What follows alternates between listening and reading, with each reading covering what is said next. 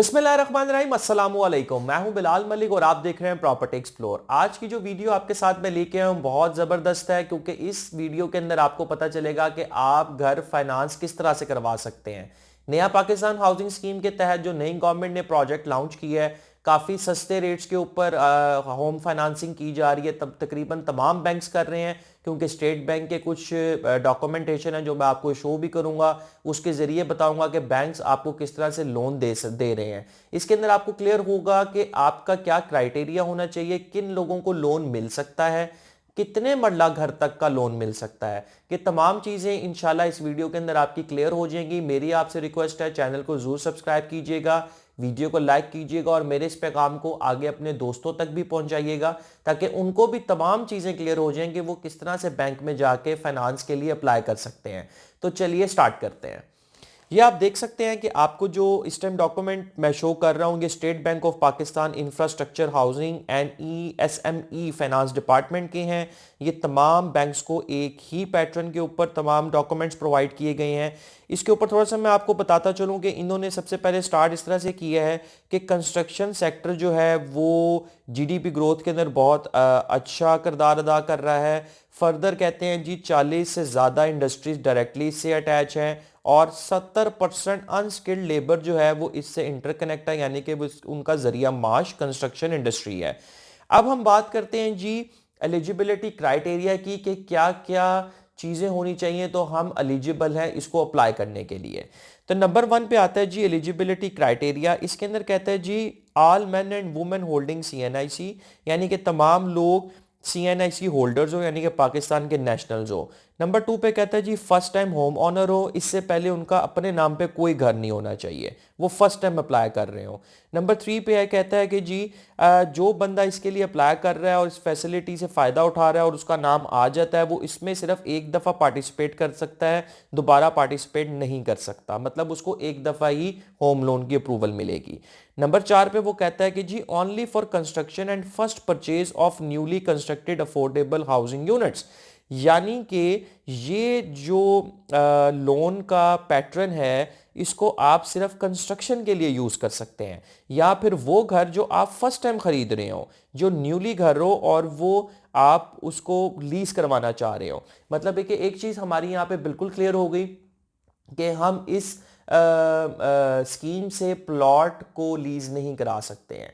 हमें लोन मिलेगा बैंक से सिर्फ कंस्ट्रक्शन का, मतलब प्लॉट हमारे पास होना चाहिए और हम उसके ऊपर या तो कंस्ट्रक्शन लोन ले सकते हैं, या फिर कोई बना बनाया ऐसा यूनिट जिसको हम लीज करवाना चाह रहे हो, उसके डॉक्यूमेंट्स बैंक को प्रोवाइड करके उसको लीज करवा सकते हैं। अब चलते हैं जी हाउस साइजेस के ऊपर, कि कितने साइज का घर होना चाहिए। थोड़ा सा मैं आपको पहले कुछ चीजें क्लियर कर दूंगी, आपने अपने जहन में रखनी है। जब भी बैंक से आप लोन लेते हैं प्रॉपर्टी बनाने के लिए, तो बैंक अपने नाम पे प्लॉट या उस घर की प्रॉपर्टी जो भी डॉक्यूमेंटेशन है वो अपने नाम पे करवाता है, क्योंकि ये बैंक की सिक्योरिटी होती है। इसके अलावा बैंक के पास और कोई सिक्योरिटी प्रोसेस है नहीं है।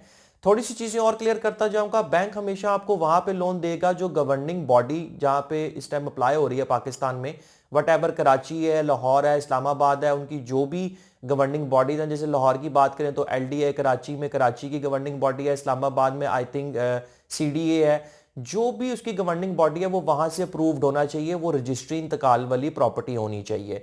ये बैंक की कुछ सिक्योरिटीज होती हैं। इसके बगैर बैंक ऐसी सोसाइटीज में लोन आपको नहीं देगा जो अप्रूव्ड नहीं है। अब हम चलते हैं, आपको मैं थोड़े से स्टेप्स बता देता हूं इसके, कि इसके अंदर 3 क्राइटेरियाज में इन्होंने डिवाइड किया है। मैं आपको इसका कंपैरिजन करवा दूंगा ताकि आपको हर चीज इजीली समझ आ जाए।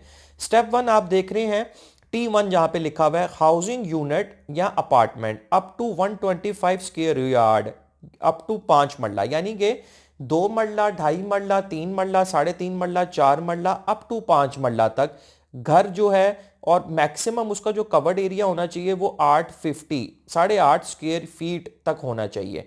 इसके ऊपर हम इसकी प्राइसिंग के ऊपर बात करते हैं। अब बैंक कहता है कि जी इसकी मैक्सिमम मार्केट वैल्यू क्या होनी चाहिए। सपोज आप मार्केट में गए, आपको अपने एरिया में एक घर पसंद आया, वो 3 मरला है, आप अप्लाई कर सकते हैं। 3.5 मरला है, 2.5 मरला है, 4 मरला है, 5 मरला तक आप अप्लाई कर सकते हैं। अब आप मार्केट में गए, आपको वो घर पसंद आया, अब वो सिंगल स्टोरी सपोज बना हुआ है या डबल स्टोरी बना हुआ है, तो मार्केट में जाके उसकी जो मार्केट वैल्यू है, अब मार्केट वैल्यू पे बात करते हैं जो बैंक ने देखनी है। बैंक कहता है कि जी उसकी मार्केट वैल्यू मैक्सिमम जो है वो 35 लाख रुपया तक हो, 3.5 मिलियन तक हो, ताकि बैंक उसको अपने नाम पे प्लज करवा सके। कल को अगर कोई फ्रॉडल एक्टिविटी कोई करना चाहे तो बैंक के पास डॉक्यूमेंट्स हो, बैंक उस प्रॉपर्टी को बेचे और अपने पैसे पूरे कर ले। इसके अलावा अगर सपोज उसकी मार्केट वैल्यू 35 लाख रुपया उस घर की, तो उसके ऊपर आपको लोन कितना मिलेगा। अब हम लोन की बात करते हैं, उसके ऊपर आपको 27 लाख तक लोन मिल सकता है, 2.7 मिलियन तक आपको उसके ऊपर लोन दिया जा सकता है। अब हम स्टेप 2 की तरफ आते हैं। स्टेप 2 के अंदर यह है कि जी अगर आप 5 मरला घर के लिए अप्लाई कर रहे हैं, सपोज पूरा 5 मरला घर है और डबल स्टोरी है या सिंगल स्टोरी है, मार्केट वैल्यू पे बात करें तो जी उसकी मार्केट वैल्यू अप्रोक्सीमेटली वो कहता है मैक्सिमम 35 लाख रुपए होनी चाहिए। यहां पे भी वो कह रहा है कि मैक्सिमम उसकी वैल्यू 3.5 मिलियन होनी चाहिए। अब इसके ऊपर आपको लोन कितना मिल रहा है, लोन आपको इस पे मिल सकता है 3 मिलियन, यानी कि 30 लाख रुपया आपको इसके ऊपर लोन मिल सकता है। अब हम आते हैं जी अपने स्टेप 3 के ऊपर।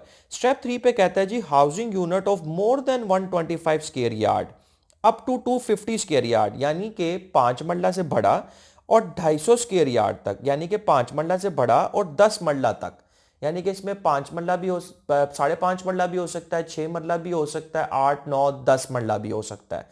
इसके ऊपर वो कहता है कि जी उस यूनिट की जो प्राइस है जो आप लोन करवाना चाह रहे हैं, लीज कराना चाह रहे हैं, उसकी प्राइस तकरीबन 6 मिलियन होनी चाहिए, यानी कि मार्केट वैल्यू उसकी 60 लाख रुपया हो। अगर सपोज आपको एक घर पसंद आ गया 10 मरले का, उसकी मार्केट वैल्यू 60 लाख रुपया है, तो बैंक आपको उसके ऊपर लोन कितना देगा, बैंक आपको देगा 5 मिलियन, यानी कि 50 लाख रुपया आपको लोन की कीमत मिल सकती है। तो ये 3 क्राइटेरियाज है, मैंने इन 3 क्राइटेरियाज को आपस में कंपैरिजन कर लिया, इनके maximum price of housing units और मैक्सिमम लोन साइज भी मैंने आपको ये तीनों चीजें कंपेयर करके बता दी हैं ताकि आपको इजीली समझ आ जाए। अब बात करते हैं जी लोन टेन्योर की, कि आपको ये लोन कितना अरसा के लिए मिल सकता है। आप ये लोन 5 साल के लिए भी ले सकते हैं, 10 साल के लिए भी ले सकते हैं, 15 और 20 साल के लिए भी ले सकते हैं। अब इसके ऊपर जो आपको इंटरेस्ट रेट पड़ेगा उसकी बात कर लेते हैं। अमूमन अगर हम देखते हैं कि अगर आप ये जो स्कीम आई है इससे पहले बैंक में जाते हो और हाउस फाइनेंस के बारे में पूछते हो, तो अप्रॉक्सीमेटली मेरा ख्याल है आपको 14 से 16% हाउस फाइनेंस के ऊपर बैंक इंटरेस्ट रेट लेता है। लेकिन इस स्कीम के तहत आप देख सकते हैं कि अगर आप स्टेप 1 के अंदर यानी कि अप टू 5 मरला के अंदर, इसमें 3 मरला, 2.5 मरला, 4 मरला, 5 मरला के कंस्ट्रक्टेड हाउस हैं, उस पर लोन ले रहे हैं, और अगर आप पहले 5 साल के लिए अप्लाई करते हैं, तो अगर आप फॉर एग्जांपल आप 5 साल के लिए लोन अप्लाई कर रहे हैं, तो आपको सिर्फ 5% इंटरेस्ट रेट देना होगा। अगर आप 5 साल से ऊपर जाते हैं, सपोज आप कहते हैं कि जी आपको 10 साल का चाहिए, तो पहले 5 साल आपका रेट 5% होगा, जैसे ही छठा साल शुरू होगा तो आपका इंटरेस्ट रेट 7% पे चला जाएगा, और फिर 10 साल तक वो 7% पे रहेगा। 10 साल से जैसे ही आप एक्सीड करेंगे ऊपर, तो यहां पे एक टर्म है आप पढ़ सकते हैं, for a loan tenure exceeding 10 years market rate will be applicable for period exceeding 10 years. इसका मतलब ये है कि जब 10 साल से ऊपर आप लोन लेते हैं, आप कहते हैं जी मुझे 15 साल का या 20 साल का लोन चाहिए, तो पहले 5 साल 5% है, अगले 5 साल 7% है, उसके बाद वो कहता है जी मार्केट रेट एप्लीकेबल होगा।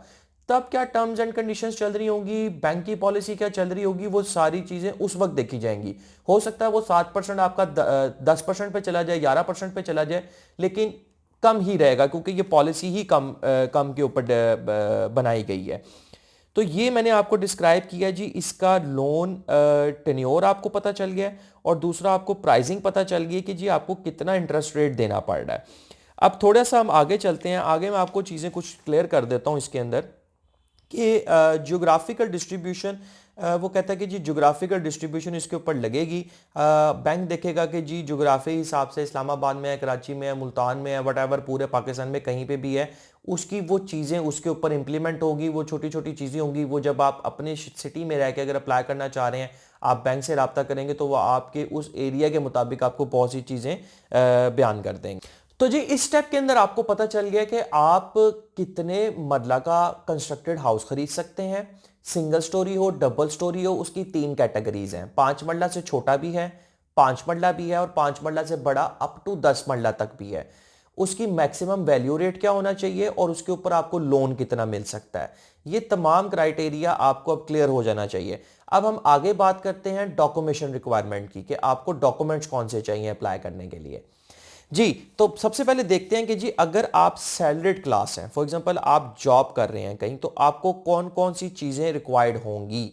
सबसे पहले है जी लोन एप्लीकेशन फॉर्म, ये आपको बैंक से मिलेगा along with the CF undertaking. ये एक अंडरटेकिंग होगी, ये बैंक आपसे लेगा। ये तमाम चीजें क्लियर करने के बाद ओरिजिनल ये साथ लगेगा। नंबर 2 पे है जी प्रोडक्ट डिस्क्लोजर शीट। ये भी पूरी प्रोडक्ट है, इसके अंदर पूरी चीजें होंगी, सारी मेजरमेंट्स बैंक देखेगा। ये तमाम चीजें, ये दो खासतौर पे जो चीजें हैं ये आपको बैंक ही प्रोवाइड करेगा। नंबर 3 पे है जी वैलिड सीएनआईसी ऑफ एप्लीकेंट, यानी कि आपका सीएनआईसी चाहिए, और को पार्टनर है अगर आपके साथ कोई आप किसी के साथ मिलकर लेना चाह रहे हैं उसकी भी चाहिए। 2 passport size colour photographs of applicant and co partner, undertaking for first time home owner. आपको एक बाकायदा तौर पे एक अंडरटेकिंग देनी पड़ेगी जिसके ऊपर आप डिक्लेयर करेंगे, हल्फनामा होगा कि जी मैं पहली दफा घर खरीदने लगा हूं, ताकि इन केस फ्यूचर में कुछ लोग आपको पता है ऐसे भी होते हैं जिनके नाम पे पहले भी कोई प्रॉपर्टी हो और वो उन्होंने जाहिर ना की हो, तो अगर कभी फ्यूचर में पता चल जाए तो ये अंडरटेकिंग बैंक के पास आपकी लगी होगी कि जी आपने हल्फनामा दिया था, ये आपका पहला घर था जो आप खरीदने लगे थे। इसके अलावा आप जाएं तो आपके बात है जी proof of allotment transfer and title document of a property to be mortgaged, यानी कि प्रॉपर्टी के तमाम डॉक्यूमेंटेशन जो मॉर्गेज आप करवाएंगे, क्योंकि बैंक ने इसको अपने नाम पे प्लच करवाना है, ये तमाम चीज़ों का प्रूफ भी चाहिए होगा बैंक को। ये तमाम चीज़ें आपकी लगेंगी। इसके अलावा जी है employer certificate mentioning that payroll account maintenance shall continue with the leading bank. Bank के ऊपर पैनल पे आप हैं, जारी बात है सैलरी क्लास हैं तो आपको सैलरी आ रही होगी, वो तमाम चीज़ें रिक्वायर्ड होंगी, सैलरी स्लिप्स वगैरह लगेंगी। अब बात करते हैं जी प्रूफ ऑफ एम्प्लॉयमेंट। अब एम्प्लॉयमेंट, आप किसी के एम्प्लॉय हैं, उसका प्रूफ क्या है। एम्प्लॉयमेंट लेटर होना चाहिए आपके पास, या फिर एम्प्लॉयमेंट सर्टिफिकेट होना चाहिए, या any valid documentary evidence for employer. For example आप एक कंपनी में काम करते हैं, आप उस कंपनी को कह सकते हैं कि जी मैं लोन के लिए मैंने अप्लाई किया है, मुझसे बैंक मेरा प्रूफ मांग रहा है कि मैं यहाँ का एम्प्लॉय हूँ, तो वो आपको अपने लेटर हेड के ऊपर आपका डेजिग्नेशन और आपने कब ज्वाइनिंग दी वो सारी चीज़ें मेंशन करके दे देंगे। उसमें कोई परेशानी वाली बात नहीं है, बड़ा आसान काम है। या वो एम्प्लॉयमेंट, अक्सर कंपनीज एम्प्लॉयमेंट सर्टिफिकेट भी देती हैं, वो सर्टिफिकेट भी लगा सकते हैं। या इसके अलावा any valid documentary evidence for employer, इसके अलावा भी अगर कोई बैंक आपसे कोई चीज़ मांगना चाहेगा तो वो आपसे मांग सकता है। ये बहुत आसान सी चीज़ें ये तमाम कंपनीज आपको प्रोवाइड कर देंगी। बेसिकली ये मैं डिस्कस कर रहा हूँ formal sector employees. Formal sector salary employees का वो है जी सैलरीड क्लास के अंदर वो कंपनीज जो रजिस्टर्ड हैं, जो बड़ी कंपनीज हैं, जिनके पास अपने एम्प्लॉयज़ की तादाद ज़्यादा होती है, वो पूरा टैक्स पे करते हैं, तो वो फॉर्मल के अंदर आते हैं। इसके अलावा जी इनकम प्रूफ आपने देना है डॉक्यूमेंट्स के अंदर, जिसके अंदर सैलरी ब्रेकअप और deduction to be clearly mentioned हो, उसके अंदर हर चीज़। करंट सैलरी स्लिप आपकी होनी चाहिए, या फिर सैलरी सर्टिफिकेट हो आपके साथ, या फिर account maintenance certificate along with the at least 6 month bank statement with the salary credit. यानी कि इसके अलावा आपको इन चीज़ों के साथ बैंक को ये प्रूफ देना पड़ेगा कि जी आपकी फलानी बैंक में सैलरी आती है, उस बैंक में आप जाएंगे अपनी 6 महीने की स्टेटमेंट निकाल के साथ लगाएंगे। तो ये कुछ चीज़ें थी जो सैलरीड सेगमेंट के लोगों के लिए रिक्वायर्ड है। अब बात करते हैं जी अपने इनफॉर्मल सेक्टर एम्प्लॉयज़ की, मतलब वो लोग, जैसे मैं एक ऑफिस चला रहा हूँ, फॉर एग्जांपल हम एक प्रॉपर्टी का ऑफिस चला रहे हैं, और प्रॉपर्टी का ऑफिस के अंदर हमारे पास कुछ इस किस्म के लोग काम कर रहे हैं जो सैलरी पे नहीं है, मतलब कमीशन के ऊपर है। बहुत से इस तरह के सेक्टर्स पाकिस्तान में काम कर रहे हैं जो ज़्यादातर कमीशन बेस्ड होते हैं, तो वो एक्चुअली कहलाते हैं इनफॉर्मल सेक्टर्स। इसके अंदर क्या कहता है जी, in case customer is employed is informal sector, तो उसको क्या डॉक्यूमेंट्स रिक्वायर्ड हैं। या तो उसके पास रेंट एग्रीमेंट हो, या इसके अलावा उसके पास रेंट पेमेंट डिक्लेरेशन हो, या कोई भी यूटिलिटी बिल हो, या फिर टेलीफोन का कोई बिल हो, या फिर स्कूल फी किसी का चलान हो, या any other valid expense documents.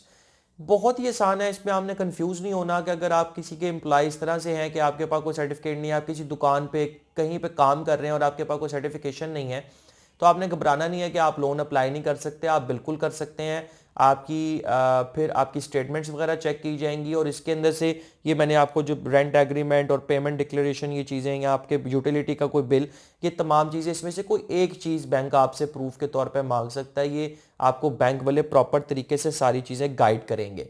तो आई होप आप लोगों को ये सेगमेंट समझ आ गया होगा। बहुत ईजी है सैलरीड क्लास के लिए। ये मैंने तमाम चीज़ें बड़ी खुल के आपको डिस्क्राइब की हैं ताकि आपको समझ आ जाए हर चीज़। तो ये था जी हमारा सैलरीड सेगमेंट। अब हम बात करते हैं उन लोगों की जो बिजनेस करते हैं जी। अब हम बात करें हैं जी डॉक्यूमेंटेशन रिक्वायरमेंट है सेल्फ एम्प्लॉयड। फॉर एग्जांपल आप बिजनेस कर रहे हैं और आप सेल्फ एम्प्लॉयड हैं, तो तब आपको किन किन डॉक्यूमेंटेशन की जरूरत है। नंबर 1 पे अगेन वही आ गया, लोन एप्लीकेशन फॉर्म, ये आपको बैंक से मिलेगा अलॉन्ग विद सीएफ अंडरटेकिंग, ये भी आपको बैंक से मिलेगी। प्रोवाइड डिस्क्लोजर शीट, ये भी बैंक जो मैनेजमेंट है वो आपको कंप्लीट करके देगी। वैलिड सीएनआईसी बोथ एप्लीकेंट, अपना 2 पासपोर्ट साइज पिक्चर्स, और इसके अलावा जो undertaking for first time home owner यहाँ पे भी आपको देनी पड़ेगी। और इसके अलावा आपको प्रूफ क्या चाहिए, अगर आप फॉर्मल सेक्टर सेल्फ एम्प्लॉयड हैं, मतलब कि अगर आपका बिजनेस बड़े पैमाने पे और आप रजिस्टर्ड हैं और प्रॉपर टैक्सेस वगैरह दे रहे हैं, तो इसके लिए आपको क्या प्रूफ देने की जरूरत पड़ेगी। पार्टनरशिप डीड दे सकते हैं आप, या फिर bank certificate for a sole proprietor या फिर पार्टनरशिप। फॉर एग्जांपल अगर आप बिजनेस कर रहे हैं तो आप बैंक में अकाउंट अपनी कंपनी के नाम से खुलवाते हैं, सोल प्रोप्राइटर है, आपका इंडियन सोल प्रोप्राइटर पे बना हुआ है कि जी आप इसके खुद ऑनर हैं, तो इसके ऊपर आपकी ये वाली चीजें भी लग जाएंगी।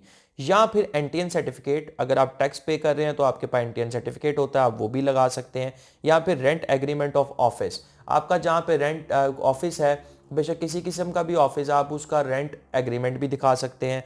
या फिर प्रोफेशनल डिग्री, डिप्लोमा और valid membership of applicable professional body, मतलब आप डिग्रीज वगैरह भी साथ लगा सकते हैं। या any other valid acceptable business document verifiable from authorities. For example आप अपना लेटर हेड पे लिख के दे सकते हैं, अपना विजिटिंग कार्ड लगा सकते हैं, ताकि वहाँ पे अथॉरिटीज आके फिजिकली उसको विजिट कर लें, उनको हर चीज़ क्लियर हो जाए कि आप यहाँ पे बिजनेस कर रहे हैं। तो ये कुछ थी फॉर्मल सेक्टर्स के लिए। बहुत ही इजी डॉक्यूमेंटेशन है, इसमें कोई भी चीज़ मुश्किल नहीं है। इसके अलावा आपको account maintenance letter along with the at least recent 6 month bank statement के साथ लगाना पड़ेगा। मतलब आपकी जो बैंक स्टेटमेंट, आप जो बिजनेस कर रहे हैं, बैंक ट्रांजैक्शन हो रही है, आप जाएं अपने ब्रांच में अपनी स्टेटमेंट निकलवाएं, 6 मंथ एटलीस्ट वो स्टेटमेंट होनी चाहिए पुरानी, और आप उसको भी यूज़ कर सकते हैं इसके अंदर। ये लाजमी है, ये आपने इन डॉक्यूमेंट्स के साथ लाजमी लगानी है। अगेन बात करते हैं जी in case formal sector self employed. For example ऐसे सेल्फ एम्प्लॉयड जैसे कि आप कोई दुकान चला रहे हैं, कोई कपड़े की दुकान चला रहे हैं, या फिर कोई छोटा कारोबार कर रहे हैं जिसके अंदर आपको इतनी चीज़ों की ज़रूरत नहीं है, और आपको अब नई आइडिया कि आपको क्या क्या चीज़ें चाहिए, तो मैं आपको बता देता हूँ। उसके अंदर ये है कि आपका वही अगेन रेंट एग्रीमेंट भी चल सकता है जो आपकी दुकान का है, या रेंट पेमेंट डिक्लेरेशन चल सकती है, कोई भी यूटिलिटी बिल उस जगह का जहाँ पे आप बैठे हुए हैं वो भी चल सकता है, टेलीफोन का बिल चल सकता है, और या फिर स्कूल फी चालान चल सकता है कोई, या फिर any other valid expense document as per defined income proxy.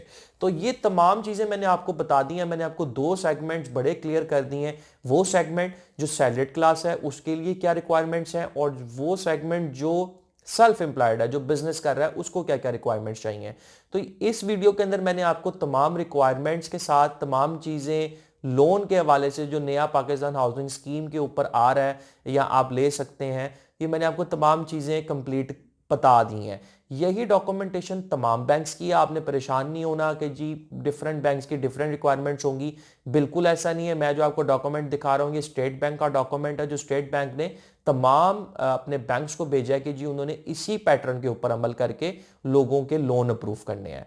तो आई होप आपको वीडियो अच्छी लगी होगी। मेरी वीडियो को आगे जरूर शेयर कीजिएगा उन लोगों तक जो आपसे लोन का पूछते हैं, नया पाकिस्तान हाउसिंग स्कीम का पूछते हैं। लोग बात करते हैं कि जी खान साहब नए घर बना के दे रहे हैं और सुना है वो आसान किस्तों पे होंगे, उसके अंदर भी आपके यही आपने इसी तरह अप्लाई करना उसको लीज कराने के लिए। तो उन तक भी ये वीडियो फॉरवर्ड करें, और वीडियो को लाइक ज़रूर कीजिएगा, कमेंट करके भी बताइएगा आपको वीडियो कैसी लगी है। अगर आपको कुछ डॉक्यूमेंट्स रिक्वायर्ड हैं तो आप मुझे कमेंट में अपना मैसेज करके नंबर भी दे सकते हैं, मैं आपको कुछ चीज़ें व्हाट्सअप भी कर दूंगा डिफरेंट बैंक्स की। और मेरे से अगर आपको कोई और हेल्प चाहिए हो तो मोस्ट वेलकम, आप कमेंट में मुझे बताइएगा, मैं आपकी हेल्प ज़रूर करूँगा। चैनल को जरूर सब्सक्राइब कीजिएगा, और मिलते हैं इंशाल्लाह नेक्स्ट वीडियो में। तब तक अपना ख्याल रखिएगा। अल्लाह हाफिज़।